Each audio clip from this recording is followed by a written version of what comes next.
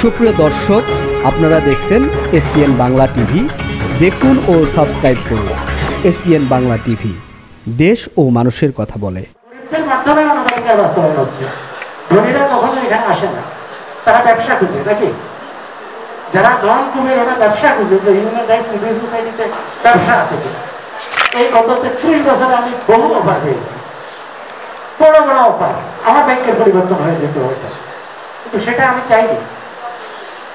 আমি রাষ্ট্রীয় যে পদে গেলে আমি মানুষকে ভুলে যাব, মানুষের সাথে মোলাকাত করতে পারবো না, ফুটপাতে চা খেতে পারবো না, কি ফুটপাতে দাঁড়িয়ে চা খেতে পারবো না, আমি হ্যান্ডশেক করতে পারবো না, রাস্তায় কোলাকুলি করতে পারবো না।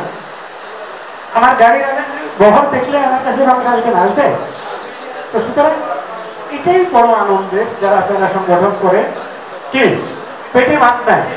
এবং আজকে দুপুরেও আমিও লাঞ্চ করি না, তারও অনেকে করেন, অনেকে নাস্তা করেন। আমি এক কফি খেয়েছি, এক পিস পাউরুটি খেয়েছি, এটা হচ্ছে আমার কি সকালের নাস্তা। তাও অনেকে জোর করে খাওয়াইছে, কিন্তু দাওয়াত পেয়েছি আজকে অন্তত 20টা, যে অনুষ্ঠানের এক পাকে আপনাকে আমি লাঞ্চ করাবো। আমি প্রত্যেকটা প্রত্যাখ্যান করেছি। এটা আমার পক্ষে কোনোদিন সম্ভব হয় নাই। চুরি করে এক জায়গায় গিয়ে বসে কি পেট ভরে খাওয়া, ভালো ভালো, আমি এটা পারিনি। কারণ আমি যেদিকে যাবো আমার প্রিয় মানবাধিকার নেতৃবৃন্দ সেদিকে যায়। কি আমি একটা হোটেলে বসলে সেখানে 50 জন হয়ে যাবে, যেই বিল দেখ তার জন্য খুব কঠিন হয়ে যাবে, হবে কিনা? তো সুতরাং অভুক্ত থাকি, কোনো অসুবিধা আছে? এই যে সকালে কি এক পিস পাউরুটি আর এক কাপ কফি চলছে, তো কি লাঞ্চের কোনো খবর নাই। আমার অনেক ভাই বলছে যে আমরা তাকে খেয়ে নেবো, এবং খাওয়ানোর জন্য পকেটে পয়সাও আছে তাদের, আছে না? কিন্তু আমি বিচ্ছিন্নভাবে যেতে পারবো না। আমি বলছি যে এটা সম্ভব হবে না, কারণ আমরা ভাগ করে খেতে শিখেছি, এটাই হবে। তো সুতরাং আমরা আপনারা একটা দীর্ঘ পথ পরিক্রমা, কেউ কাউকে কিন্তু ছাড়িনি আমরা, যে যেখানে আছি। এই যে আমাদের লিটন ভাই আছেন মিরপুর থেকে, যিনি মিডিয়াতে সবসময় টপ 3-এর মধ্যে থাকে, কি টপ 7-এর মধ্যে থাকে। আমাদের রফিকুল্লাহ ভাই টপ 7-এর মধ্যে থাকেন সবসময়। তো এই যে অনেক মুখে আছেন এখানে, যে মানবাধিকারের একটা ফোর্স দেখলে মানে কষ্ট হয়, আমি জানি যে এত লাইক কমেন্টস করা হাতের পক্ষ সহ্য হয় না, চোখের পক্ষ সহ্য হয় না, কঠিন জিনিস কিন্তু এটা। কিন্তু যেখানে একটা লাইক পড়ে নাই সেখানে লিটন ভাইয়ের লাইকটা পড়বে, তাহলে আমি চিন্তা করি যে এটা খুব কঠিন। আমি নিজেও কিন্তু প্রত্যেককে লাইক কমেন্টস করি, এবং যারাই মিডিয়াতে কাজ করেন আমি পজিটিভ কমেন্টস করার চেষ্টা করি। আমার জীবনে কোনো দিন নেগেটিভ কমেন্টস করিনি আমি, হোক সেটা নেগেটিভ পোস্ট, এটা আমি ইতিবাচক করার চেষ্টা করেছি। আমি একটা শব্দের দ্বারা কাউকে আহত করার চেষ্টা করি, কেউ আমাকে শব্দের দ্বারা আহত করলেও আমি ক্ষমা করে দিয়েছি, আমি চেষ্টা করেছি, ধৈর্য রেখেছি। কিন্তু সত্যি ছিল কি আইনের গেড়ার মধ্যে কি গেড়া কলে আটকায় দেওয়ার সুযোগ ছিল, সেটা কখনোই অপব্যবহার করিনি। আমার কাছে যত মামলা এসেছে আমি কাউন্সিলিং করে শেষ করার চেষ্টা করেছি। চা খেতে খেতে দুই পক্ষের মধ্যে কি সম্প্রীতি তৈরি করার চেষ্টা করেছি প্রথম। কিন্তু এক পক্ষ যখন বলে বিচার মানি তার কাছে আমার, সে কোনোভাবে আপোষ মানে না, তাকে ছেড়ে দিতে হবে, কি বলে সেখানে আপোষ করানো যায়। কিন্তু দুই পক্ষ যদি মোটামুটি কাছাকাছিও থাকে সেখানে আপোষ করানো সহজ হয়। তো এক পক্ষ যদি বলে যে আমি দেখিয়ে দেবো তাকে, কি আমি আপোষ করবো না, এবং বিচারকদেরকেও, সামাজিক বিচারক যারা রয়েছে, মানবাধিকার বিচারক যারা রয়েছে, বা কোর্টের বিচারক, যদি বিচারককেই না মানে সেই লোককে আপনি কিভাবে আপোষ মীমাংসা আনবেন? এটা সম্ভব হয় না। তো যার কারণে আমাদের মামলা মোকদ্দমা বাড়তি সমস্যার কারণে। এছাড়া হিংসা বিদ্বেষ, এটা এমন একটা দেশ যেখানে আপনি একটু ভালো করবেন, আরেকজনের কোনো স্বার্থ নাই, তারপরে আপনাকে পিছনে টানবে শুধু, যে আপনি অশান্তিতে থাকলে শয়তান খুশি হয়।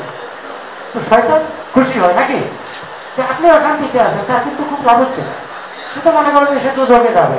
তো আমার যদি দলবল বেশি বাড়াইতে পারে দুজকে, কি দুজকের মধ্যে যদি দলবল বাড়ানো যায় আগুনটা একটু কম লাগবে, নাকি কম লাগবে না? সে মনে করে, কিন্তু আসলে কম লাগার কোনো কারণ, কারণ দুজকের যেন 7টা স্তর আছে, 7টা শাস্তিও তুলনামূলক কম বেশি আছে। বেহেশতের 8টা স্তর আছে, ভালো কর্মের যারা করবে তাদেরও স্তর আছে, মানে আল্লাহর বিচার হলো একেবারেই সূক্ষ্ম। বেহেশত 8টা রাখছে, একটাই তো রাখতে পারতো, কি বলে? কিন্তু আটটা রাখছে যে যার আমল ভালো 8 লাখ পাবে। হয়তো তাকে আমি জানি যে সে নামাজ পড়ে, কিন্তু সে নামাজ পড়ে। হয়তো আমি মনে করি যে সে সমাজে ভালো মানুষ না, কিন্তু সে মনে মনে জিকির করে, সে নবীর দরুদ পাঠ করে নবীর উপর।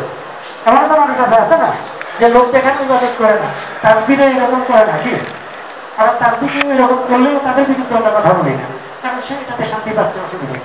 কিন্তু মূলত লোক দেখানো ইবাদত কবুল হবে না, কি কিন্তু কোনটা লোক দেখানো এটা তো আমি জানি না, খেয়াল করে বিচার তো করবেন তিনি। তো সুতরাং এগুলোর কোনো সমালোচনা নয়, ধর্ম নিয়ে কোনো বাড়াবাড়ি নয়, যে যে ধর্মের হোক সবই মুসলমান হইতে হবে এমন তো কোনো কথা নয়।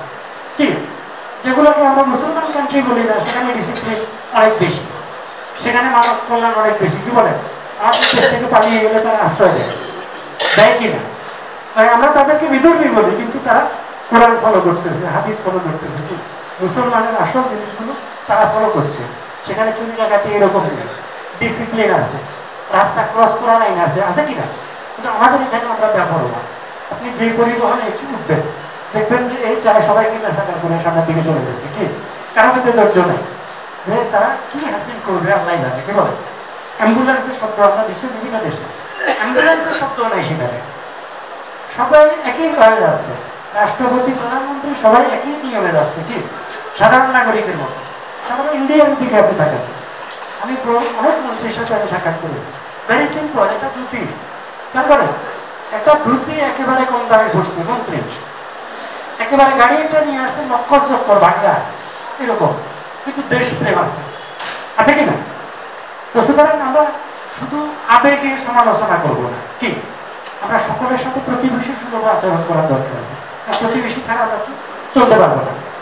আমার লাশটা কবর দেওয়ার জন্য কি প্রথম প্রতিবেশী আসবে কিনা? প্রতিবেশী খারাপ হোক ভালো হোক, সকলের প্রতি দায়িত্ব আছে, আছে কিনা? তো সুতরাং এই মৌলিক শিক্ষাগুলো যদি আমাদের ভিতর না ঢুকে, আজকে আমাদের লেখাপড়ার মধ্যে নৈতিক শিক্ষা কি আছে? নৈতিক শিক্ষা নেই, আছে নাই। তো দেখা যাচ্ছে যে নৈতিক শিক্ষাওয়ালা একটা মূর্খ ভালো, আমরা যাদেরকে মূর্খ বলি, কি বলে একটা চাষি, আমি দেখেছি তার মধ্যে আদর্শ আছে, সে জমিনে পড়ে থাকে বেশিরভাগ সময়, কি ফসল উৎপাদনের জন্য, সেগুলো আর কাকে দিচ্ছে? দেশের কল্যাণে ব্যবহৃত হচ্ছে। আর আমরা শিক্ষিত হচ্ছি, আমরা কাজকেই মনে করি এক নাম্বারে আমাদের দেশে, আমরা কাজকে মনে করি যে আমি শিক্ষিত, আমি কাজ করবো কেন? আমি আমার গ্রামে গেলেও মাঠে ময়দানে নেমে কাজ করি, ওই যে বদিল্লা বদলা কামলা লেবার এদের সাথে কাজ করি, কিন্তু অনেকে ঠাট্টা করে, খেয়াল করে ঠাট্টা করে, আরে বাবা সুপ্রিম কোর্টের আইন আমাদের বাদ লিখতে আসছে, কি এই যে আপনি জমিনে কাজ করবেন, আপনাকে উপহাস করতেছে অনেকে, কি আবার একটা দরিদ্র পরিবার সন্তানকে পড়ালেখা করাচ্ছে, পড়ালেখা করার জন্য কাজে লাগাই দাও, আছে কিনা? সুতরাং এগুলো নিয়ে আমাদের সমাজ ব্যবস্থা, এটা নিয়ে আমাদের চলতে হবে, এটা নিয়ে আমাদেরকে জ্বলতে হবে, সহ্য করতে হবে। আপনি সহ্য করতে পারলে আপনি সফল, কামিয়াব। ইতিমধ্যে আমাদের মাঝে অনেক উজ্জ্বল নক্ষত্র, সবাইকে একসাথে বলছে আনা সম্ভব না, যার কারণে আপনারা ফাঁকে ফাঁকে একটু অনেক অনেক কৃতজ্ঞতা। আগামী দিনও এভাবে এই মানবাধিকার সংগঠনকে আমরা আজকে যারা উপস্থিত সকলে মিলে সার্বিক সহযোগিতা করব, এই হোক আজকে আমাদের প্রতিজ্ঞা, প্রতিশ্রুতি। আবারও আয়োজক সহ এখানে যারা উপস্থিত আছেন সকলের প্রতি অনেক অনেক অভিনন্দন, কৃতজ্ঞতা। আর সবচেয়ে বড় ব্যাপার হলো আমার প্রিয় ছোট ভাই মঞ্জুর হোসেন ইচ্ছাকেও আমি দেখলাম, আমি